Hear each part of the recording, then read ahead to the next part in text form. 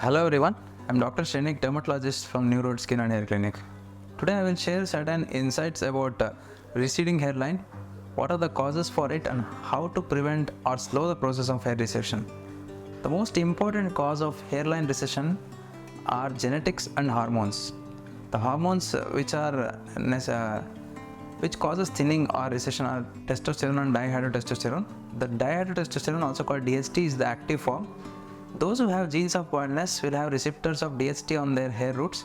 This will cause thinning and gradual recession of hairline.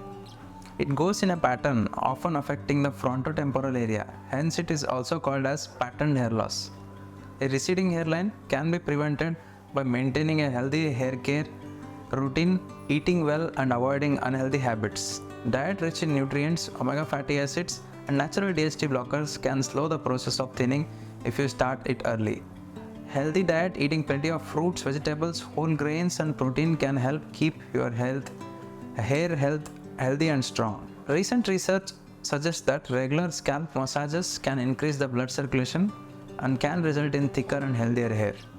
Yoga and meditation will also relieve the stress and in turn reduce the levels of DHT. Other things which will help you are Minoxidil, a product that can stop a receding hairline and regrow hair by increasing the blood circulation or flow into the scalp. It converts the miniaturized hairs to thicker hairs, but one should have the hair for the minoxidil to act. Then comes the DHT blocker finasteride or dutasteride. This is an oral tablet which can stop hair loss and prevent further receding. It is the only drug which is FDA approved and can reverse the miniaturization.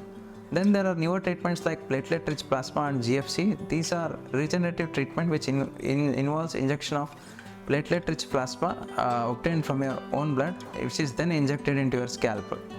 Another latest therapy is low-level laser light therapy.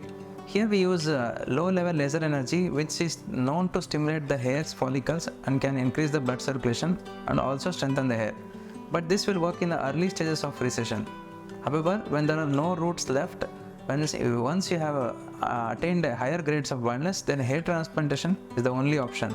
Here we take hairs from the permanent DHT resistant areas from the back of your scalp and implant them in the frontal area where you have lost the hairs. To know more about hair loss, keep watching our channel and subscribe it. Thank you.